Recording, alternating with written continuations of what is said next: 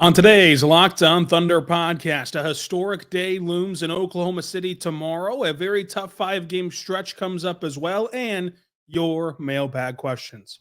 You are Locked On Thunder, your daily Oklahoma City Thunder podcast.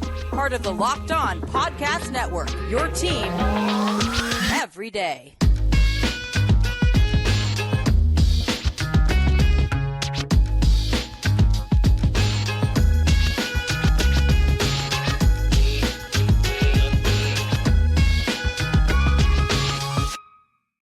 Let's get it going on the Locked On Thunder podcast, on the Locked On Podcast Network, your teams every day. I am your host, media member, editor-in-chief over at thunderousintentions.com, Rylan Stiles. Follow me on Twitter at Rylan_Stiles. Follow the show on Twitter at LOThunderPod. Email the show, LOThunderPod@gmail.com.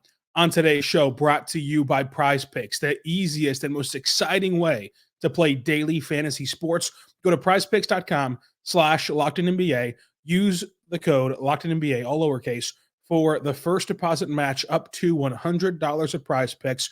We're diving into that very important arena vote that looms tomorrow.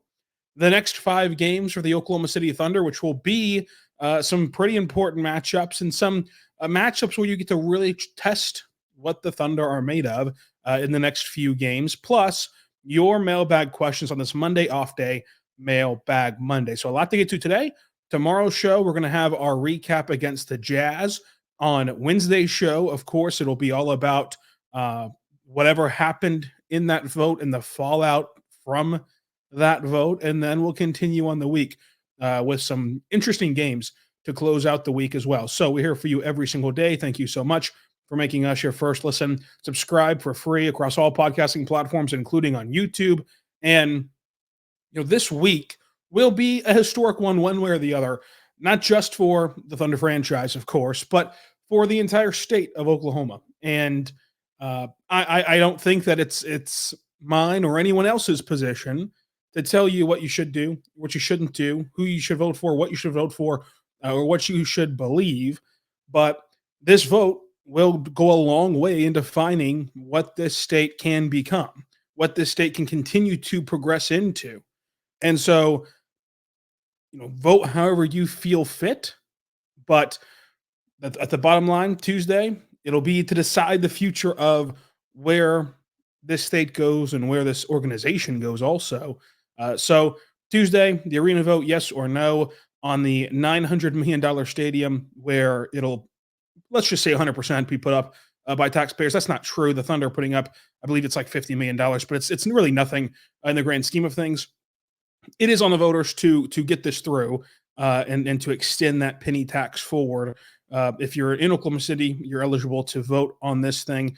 And the bottom line is, do you want this Thunder team, an organization, to be here or not? The Thunder would be an anchor tenant in this new arena, but they would pay, of course, their rent to Oklahoma City. The Oklahoma City themselves would own the arena and would profit from it on all non-basketball income. So that would be a great thing for the state to generate that kind of revenue. And we've seen what the Thunder have done for this state as a whole to revitalize it, to grow this state, and to put this state on the map as a lifelong Oklahoman. I can promise you this looks a lot different from whenever I was growing up. And then whenever they did get here in pretty formative years, that was awesome.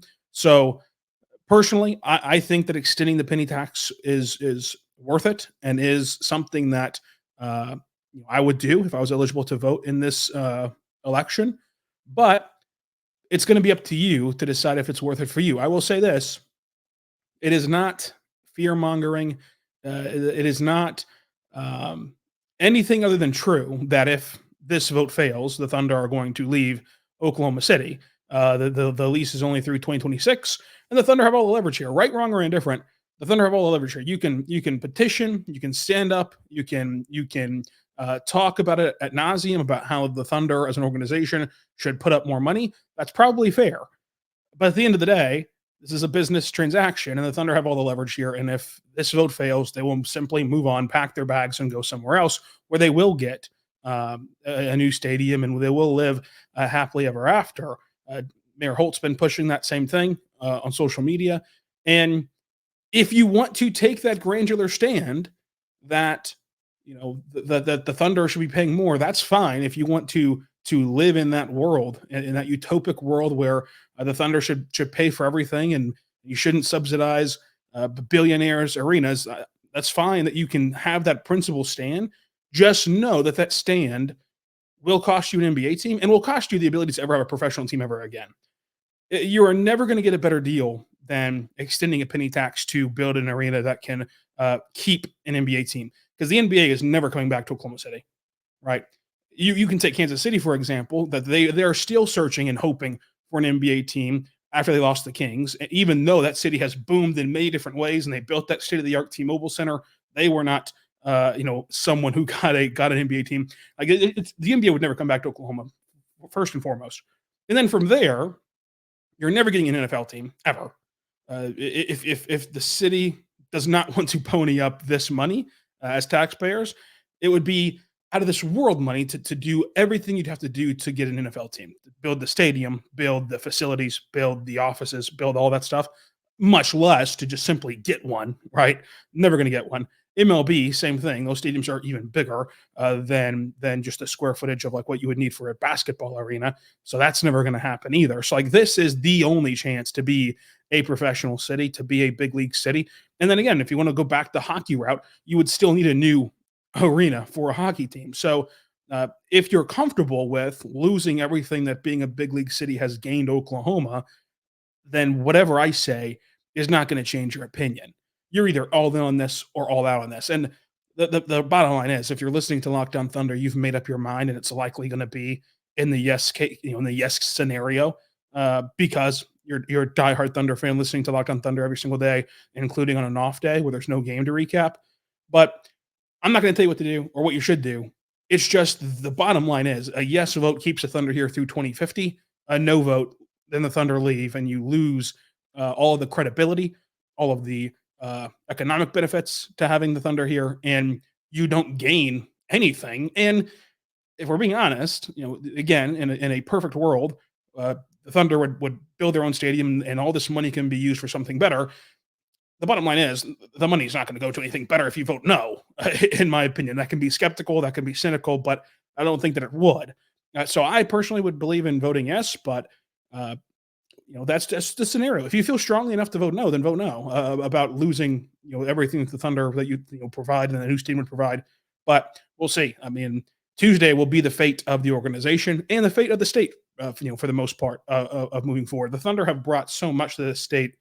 And being a big league city has brought so much to this state, even though it's called Oklahoma City and it is in Oklahoma City, it has boomed a lot more than just this kind of metropolitan area. So obviously the host of Locked On Thunder will be in favor of this. Obviously the team will be in favor of this. And obviously, as is everything political these days, you have your pocket and you stick to it, right? I don't think anyone has changed their mind since the initial proposal, despite town halls and interviews and back and forths on social media. And despite all the discourse around this situation, just like in everything else, people get their talking points and they stick to them to the bitter end, for better or worse. I think it'll be closer than what maybe people were perceived it to be even a few years ago. But we'll see. We'll see what actually ends up happening. This is a big day. This is a big day on Tuesday for this vote. We'll be tracking it, of course, all day. And early voting, I believe, began like Friday. So we'll see if there's any sort of early returns on that between now and tomorrow. But yeah, there's not much for me to say on this topic of just whatever you end up doing. Make sure that you have the most information you can have on the situation, and then feel comfortable in your decision either way, yes or no. And we'll see. We'll see what the chips fall. But I would vote yes. I think that yes, billionaires should pay for their stadiums, but we don't live in a perfect world. That's never going to happen. It's never going to be the case. And when I say never, many people cling to, well, this owner did or that owner did. In a place like Oklahoma City, that's never going to happen. Now, in other places where they would get other teams, like if the Warriors didn't fund their entire stadium themselves, guess what, folks?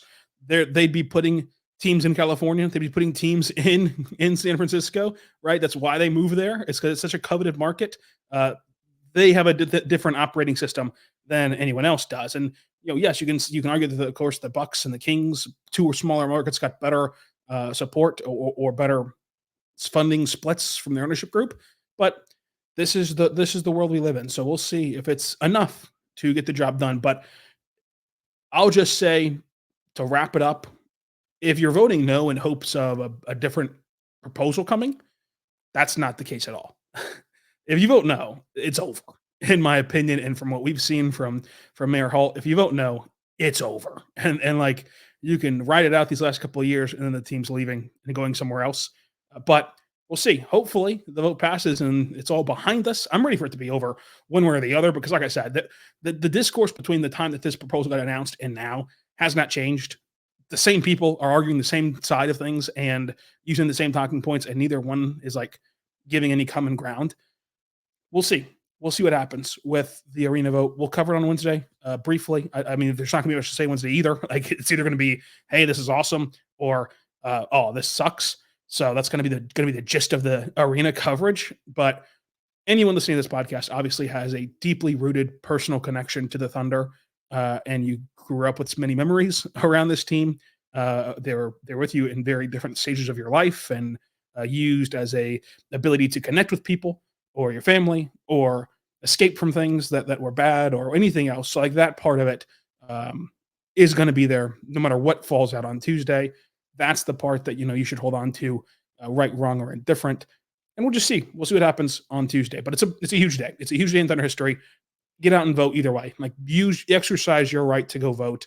And let's just see how it all pans out. I would vote yes, but if you vote no, I understand too. We'll see. I think it would be huge in a good way for the state to vote yes on this. I think that it will pass, but I'm not a political prognosticator, so that doesn't really mean much. So I'd still go out there and vote, and let your voice be heard in either direction. Whatever you feel strongly about, go do. Coming up, let's do your mailbag questions in the next 5 games for the Thunder, which I think are going to be pretty interesting for OKC whenever you see who they're matched up against and what they're going to be able to use as a litmus test. But first, what to see right now, pretty good friends over at PrizePicks. Go there right now to prizepicks.com/lockedonnba. That's prizepicks.com/lockedonnba. And my favorite part about PrizePicks, there's a lot. It's the best way to play daily fantasy sports. It's just you versus the projected numbers. So you're just picking, will it have more or less than their PrizePick projections? But my personal favorite part is how it's available in Oklahoma, and they give you the reboot policy. So like, this is something that like PrizePicks doesn't have to do, and many other platforms don't do it. The reboot policy, like, personally, NBA is like what everyone follows. And for me, I follow it the closest. So like, the NBA is where I'd be more inclined to check out PrizePicks. But we know the game in the NBA, right? Get the tip off, and all of a sudden a player who you thought was in 15 minutes ago is no longer in. So with the reboot policy, that doesn't come back to bite you. Like, that, you just get to truly reboot from there. That's only on PrizePicks, the daily fantasy sport platform. So it's awesome to have that insurance policy of, if I set my bucket of injuries right on like my lunch break, even if something changes on the injury report, I'm covered, I'm protected, I'm fine. PrizePicks makes it easy for you to have that insurance. So with PrizePicks, again, you pick 2 to 6 players, and it's a Monday. So you can do Monday Night Football, Derrick Henry, more on his yards projections, and SGA more on his point projections, and boom, you've made an entry, and you're getting to keep an eye on 2 very good games this evening. So go there right now to PrizePicks, use code LockedOnNBA, go to prizepicks.com/LockedOnNBA, and get a first deposit match up to $100 at prizepicks.com/LockedOnNBA, and promo code LockedOnNBA. We're back on the Locked On Thunder podcast, on the Locked On Podcast Network, your teams every day. Thank you so much for making us your first listen every single morning, every single day. We're here for you, talking Thunder basketball. Folks, the next 5 games for the Thunder is going to be incredibly important, including tonight in the Paycom Center against the Utah Jazz, a game that you can find, like every other Thunder game, on SiriusXM Radio or the SiriusXM app. You can check out, and tonight is a great game to check out on SiriusXM, because guess what? You can listen to my boss, David Locke, call a Thunder game tonight. And you can go alternating quarters. So do David Locke in the first quarter, Matt Pinto the second quarter, David Locke the third quarter, Matt Pinto the fourth quarter. What a great asset that is to have on Sirius XM. So check it out today. You can find every Thunder game, including this podcast also, by just searching up the Thunder, search the Oklahoma City Thunder, and boom, you're going to find them on the Sirius XM app, the SXM app as well, and Sirius XM, of course, in your radio and in your cars and everywhere else you have it. And also, of course, you can search this podcast and find it there too. But tonight against the Jazz, this should be a win. This should be a win flat out. As of right now, the injury report came out. Of course, this is updated hourly, so keep tabs on social media. But as of right now, the Jazz do not have Lauri Markkanen. They do not have Walker Kessler, and those are two big misses for the Jazz, especially when you're matching up with the Thunder, right? I mean, obviously, no matter their matchup, they would love to have Markkanen in there, and they'd love to have Walker too. But the Thunder love to play inside and love to cut and love to score inside the paint. So not having Walker Kessler to protect the rim is going to be a huge disadvantage for Utah. And then, of course, they have some G League guys on assignment, like Johnny Juzang and Josh Christopher and other players. Bryson Sabal is on assignment. But no Lauri Markkanen, no Walker Kessler is the big deal. Lou Dort is listed as questionable with an ankle injury. So keep tabs on him. He left the game briefly against Golden State, but came back, and we mentioned on the postgame show on Saturday morning / Friday night that, hey, the adrenaline kicked in, and we don't really know where his ankle stands. Right now, we know it's a questionable. What does that mean? We'll learn more from Mark at about 5 o'clock before this game. But that Jazz game, no matter who plays for the Thunder, with Dort, without Dort, should be a win for OKC with no Markkanen, no Kessler. So you get Chet going up there. Got to find a way to contain, of course, Kente George, who can fill it up, at a moment's notice. But the Jazz game should be a win at home. Then you get back-to-back huge tests. The kind of rhythms of this next five scheduled games, you can even make it 6, but it didn't fit on the graphic. Next 5 games is pretty interesting. You get an easy game versus the Jazz, quote unquote easy, never easy to win an NBA game, but still you're favored. And then 2 tough road games. Sacramento, who you laid an egg against earlier this year, and then the Nuggets, who have the ability to just blow out the Thunder, as we saw in the home opener. How have you made adjustments to those 2 teams? Those are by no means going to be considered must-wins as of this moment on paper. We don't know the injury reports yet, but as of this moment on paper, but you do want to see some adjustments, right, from the first go-around. You want to see the Thunder be more competitive versus Denver, and you want to see the Thunder just bring better effort levels against Sacramento. And against Sacramento, so many things changed because of who Sacramento was missing the first time around. So this is like going to hopefully, of course, if everyone's healthy, going to be your first true matchup against the Sacramento Kings to kind of gauge a barometer of where you're at against that team.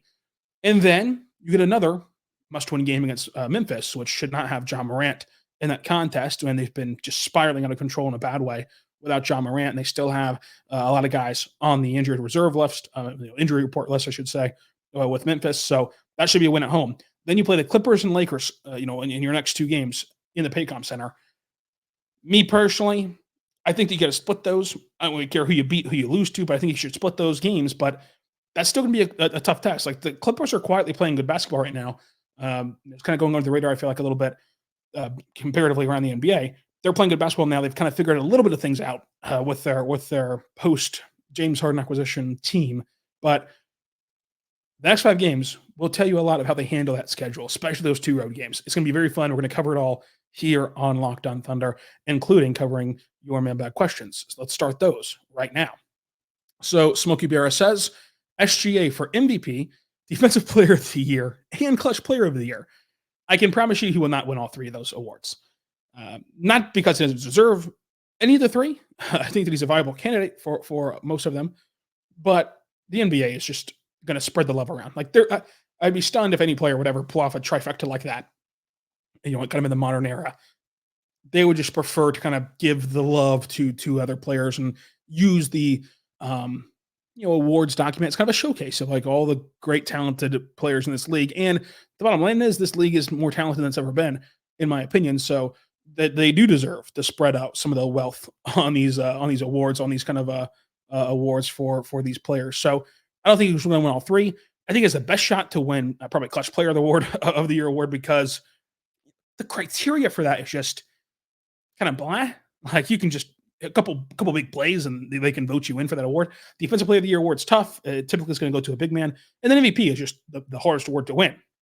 So, Clutch Player of the Year award would be the most likely of the three, but he has a good shot, a good case as of this moment for all three, including Defensive Player of the Year. Like he is a really, really, really good defender. Like, contesting shots, at getting deflections, diving for loose balls, at getting steals, at getting blocks. Like he is like truly dialed in defensively. It is not just a counting stat situation as he leads the NBA in steals collected right now, but he's actually been awesome in both ways. At Ja Gottfried said 2 possible futures, one with a new arena, one without. Is the question just like what happens with and without an arena? Yeah, with the new arena, the Thunder stay here until 2050 at least. Without one, they leave in 2026-ish. So there you go. That's the answer to that question. Tight Jersey guy says, can you please address the Giddey isn't good crowd?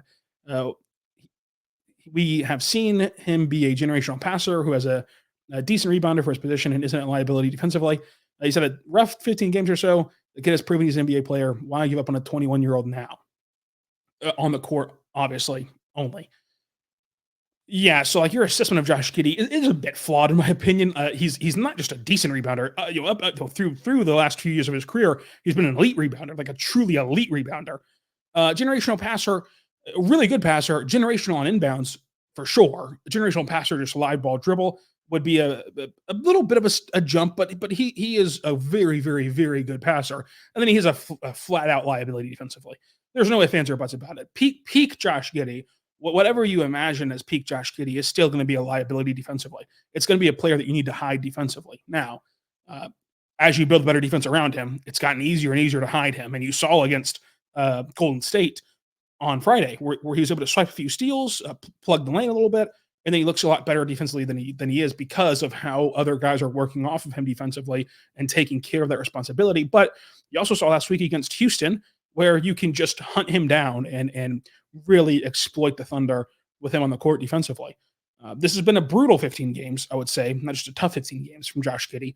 And ultimately, nobody should give up on Josh Giddey. Now, you can question on the court. You should question what the fit looks like in Oklahoma City. You can question if like this is going to end up being a scenario where, as I said on Friday, it's not you, it's me type of thing where like Josh Giddey can go somewhere else and play really excellent basketball, but because of the pieces in Oklahoma City just doesn't fit right, those questions are very fair. So I can't really address that crowd. Now, there is a crowd out there that just thinks he's a terrible basketball player. I don't believe he's a terrible basketball player after what we've seen to his career to this point. After what we saw in the summer, he might not fit in Oklahoma City. They'll take the rest of this year to figure that out, but he's not a terrible basketball player. He's played terrible to this point in the season. I will say that. But in the grand scheme of things, he's not a terrible player. I think that he's getting better at pulling back up those rebounding numbers recently. He was elite at them his first 2 years in the NBA for his position. And then the passing stuff has gotten a lot worse this year because everything else has gotten worse. Like it's hindering his passing ability, but he is a good passer and he's an elite inbound passer, one of the best in the league at inbound passes. But overall, you shouldn't be giving up on Josh Giddey. But I can't sit here and say it's not fair to question him in terms of his fit in Oklahoma City, his fit around this roster. It is unfair to say he's a terrible, awful basketball player that like just can't play good in the NBA ever. And it's even unfair to say he can't play good for this team ever. But right now he's not playing good. And right now there's other players who just fit better. So I can't really address much beyond that for Josh Giddey on the court. Henry says Giddey's best fit is starting at the 4 with the starting 5. True or false?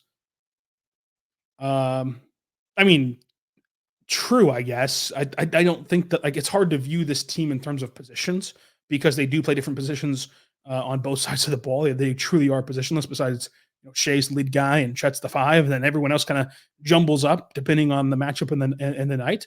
But yeah, using Josh Giddey in the dunker spot, using Josh Giddey as a screener more could help in the starting 5, and then using him just kind of at the elbow where he's playmaking in the kind of perimeter-ish level. Pretty much using him like J. Will would help a lot, except he can't shoot. So like whenever they give the ball to J. Will, at the top of the key, or give the ball to J. Will at the elbow, and he just makes a play off of it on somebody cutting. Like that could be Josh Giddey in the starting five, but that's not necessarily how you want to play whenever Shea's on the court. Like Jay would not play that way a lot with Shea on the court with him because you had a guy like Shea on the floor with you. So it's interesting. Defensively, he plays the four already for the most part. Of just like that's who generally you can hide him on with most lineups. Not the case always. Some teams there's other players to hide him on than the four. But like, yeah, true. I guess would be the thing. Big Rex says, important question here. Since the Thunder are playing the Jazz tomorrow, what musical instrument would you assign to each player for the conductor tags Thunder Orchestra? I'm okay. Listen, I tried to play an instrument in 5th grade. I was forced to by the school. I hope that they stopped doing that to kids. That was brutal. Tried to pick up violin. Didn't go well. Went down to Phillips Music Store in Lawton, Oklahoma. Shout out to Shady 580. I picked up a violin, or as my grandpa called it, the fiddle. Tried it for like a week and a half. It was kind of weird. You got pulled out of the class like to just go play the violin. That part was cool because you got to go to the teacher's lounge for some reason. Like there's no like musical classroom. You went to the teacher's lounge, so it was kind of weird. You just saw your teacher walking in and out doing their stuff in the lounge while you were playing the violin. It was kind of, I don't know if it was even legit. I think that they might have like illegally done this to us, but I went to the teacher's lounge, played violin for a little bit. I was so bad that they like exempted me from it. I was so bad at playing the violin that they like wrote a letter that said, this guy is so bad at playing violin. We've like just passed him along. No kid left behind. Shout out to that. He can't play violin. Not even going to try to anymore after 2 weeks. Imagine how bad you have to be as a 5th grader that after 2 weeks, they've already given up on you to play violin. So yeah, I'm not great at musical situations. But to answer your question, let's go with Dallas Bertans on the cello. Like that. If there's ever been a cello player, it's Dallas Bertans. Let's go Shea on the clarinet. That seems right. I don't know. What's the best instrument to be playing? Like what's the instrument where it's like, oh, he got to play the zippity do. Let's go with J-Dub on the triangle. J-Dub on the triangle just looks like something he just do. J-Dub looks like the kind of guy who'd like bring a triangle into the tunnel, like the league fit pictures before the games. You just randomly have a triangle there. So let's put him on the triangle. J will be on the what's the one with like the little keys, the little xylophone where you go that one. I'm running out of instruments that I know. I don't think I know a single other instrument. Lou Dort on the piccolo. Is there a piccolo in the orchestra? Chet on the saxophone. Could you imagine Chet playing the saxophone? All right. I'm not going to do the whole roster. I was trying to think of one more instrument, but I don't think I have one in me. I don't got one more in me with the instruments. What's one more instrument? The harp. Who should play the harp on the Thunder? Aaron Wiggins is on the harp for the Thunder. There you go. That's who should play every instrument for the Thunder. Coming up, more of your mailbag questions that hopefully involve less childhood trauma of playing the violin. But first, I want to say right now, my good friends over at FanDuel. FanDuel is incredible, and it's an awesome time to jump into FanDuel right now because they have everything you need at FanDuel. They have player props, over-unders, spreads, and more. They have the NFL, the NBA, the NHL, the college football playoffs, the college basketball regular season. They have it all for you over there at FanDuel. And right now, new customers can get bonus bets up to $150 in bonus bets for winning a $5 moneyline bet. And the moneyline is just who you think will win. So you place a $5 moneyline bet, and you can even do this on the biggest favorite on the board. If they win, bada bing, bada boom, you get $150 in bonus bets. And if you go to FanDuel right now, as of the time of this recording, and you go to the NBA tab, you can see that tonight against the Utah Jazz, the Thunder are 12.5-point favorites. Will they get there? Will they cover that? Find out tonight against Utah. And go right now and check out FanDuel by going to FanDuel.com/lockedon. And you can go there, put a $5 money line bet, and whenever you win that bet, boom, you get the $150 in bonus bets. We're back on the Locked On Thunder podcast, on the Locked On Podcast Network, your teams every day. Major Ray says, if we know Isaiah Joe best complements SGA as a duo, why doesn't Joe get the nod over Giddey? Joe spaces the floor and helps SGA, which also helps Chet and J-Dub. Yeah, this is the same conversation as the starters conversation. It's just the starters very much prioritized by many people. I think it matters more who you close with, and they do close with Joe and Kaysen and guys who complement them better.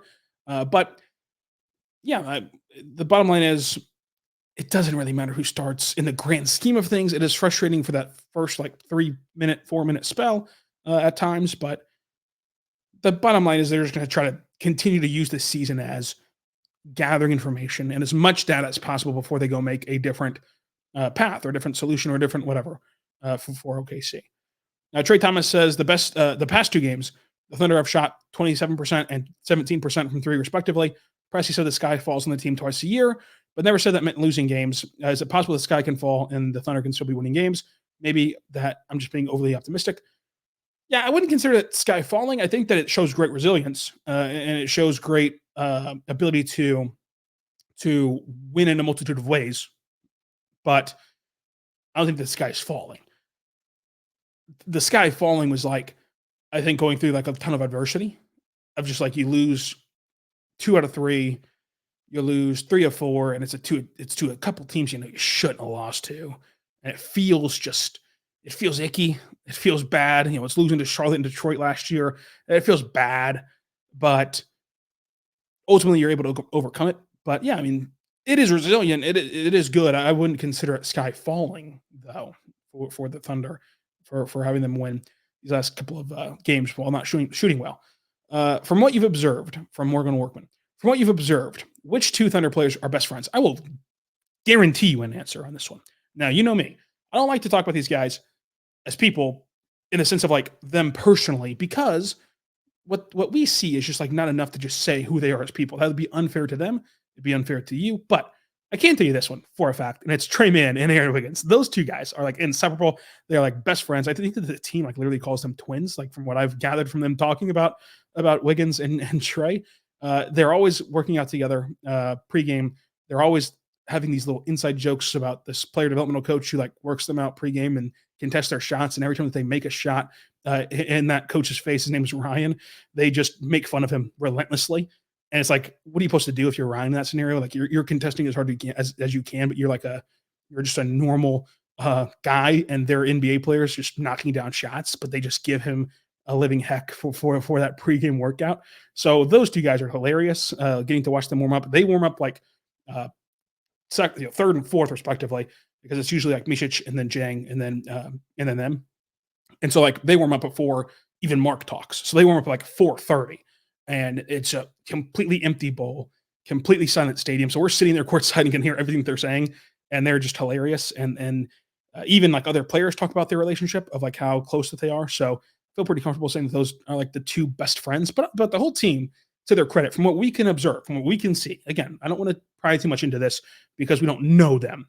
But from what we can see, the whole team really vibes well, gets along well, and are very close and friends and friends away from work too. Where it's not just hey, they show up to the building and they get along and they joke for a little bit, but then they go their separate ways. From what we can observe, they legit like each other and to be around each other, which is cool, and which is really cool for this team. Retro Dash says, what do you think the Thunder need to be a championship caliber team? Experience would be the first and foremost thing. You're not promised championship ever, no matter what you do. Even if you traded for a billion great players with a billion picks, you're not guaranteed anything. Look at the Heat against the Mavs in 2011. You're not guaranteed anything despite what it says on paper, but experience will go a long way in getting them to be a championship caliber team, right? As this team develops and gets experience, they're going to have seen how to handle playoff series. They're going to have seen how to handle the ebbs and flows of a season. And look at the transformation J-Dub has made from year 1 to 2, both physically, both mentally as a more aggressive scorer to go get his in those moments without Shea on the court where he knows he needs to step up. And then because of that physicality, He's able to score more in a diverse way at the rim. He's able to hit these tough mid-range shots over defenders. He's able to bump guys off their spot, and he's able to play up defensively even more efficiently than he did last year. So, like, in just a short amount of time, you saw J-Dub gain some experience and thus gain an ability to up his game. And from what we know about Chet, the stories have remained consistent about Chet. Like, people within the team, scouts from other teams that went through the due diligence of scouting Chet, former players who have worked out with him, former players who have talked to him, current teammates, past teammates, players who were familiar with him before college, after college, and now. Everyone, to a T, discusses his insane work ethic and discusses the fact that, like, this guy truly lives, breathes, sleeps, eats everything basketball. Like, he's a basketball junkie, and he'll do whatever it takes to like get better. Like, whenever you have a guy that's that locked in basketball wise, and has that much talent already, that is something that, like, with experience, he can. It's unreal what he could do with experience. Look at SGA, same type of motor and work ethic. From where he was with the Clippers to where he is now is just unmatched growth and, like, really unprojectable growth from SGA. Like, we can do the revisionist history of, like, oh, we always knew he could do this. You know, anyone could do it. It's the act of actually doing it that is, like, the thing, right? And with Chet, he has from what we know, the mental makeup to, like, go do it. So, like, experience for those guys is going to be huge. But beyond that, it's just like, if you're talking about from a team construction standpoint, you know, they could use a option, right, to have a modern four, but like a four who is just a four, right? Who is like, who can stretch the floor, who can rebound. The problem is with what the Thunder need is it's a really hard player to find. It's like this four who can rebound, who can space the floor and shoot, and who can defend and switch and be very versatile defensively, while cutting and shooting and rebounding offensively and defensively.